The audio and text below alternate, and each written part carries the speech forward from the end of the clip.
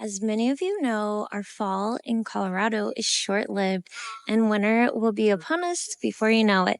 So, I am going to go into the service area and talk to some of our service technicians, service advisors, and get their recommendations on everything you should do to get your car winter ready.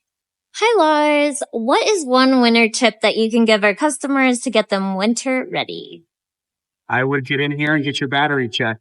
The last thing you want to have is a faulty battery when you're out on winter roads or at night.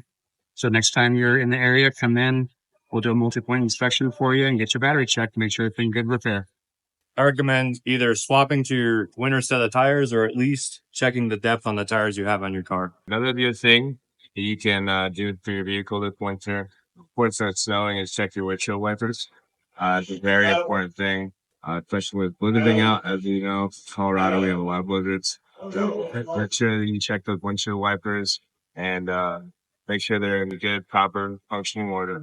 I think a good tip also is going to be making sure that you have winter wiper fluid and not summer wiper fluid, because if you have the summer wiper fluid in there, it will freeze in your reservoir and there's no way. We just have to wait until it thaws.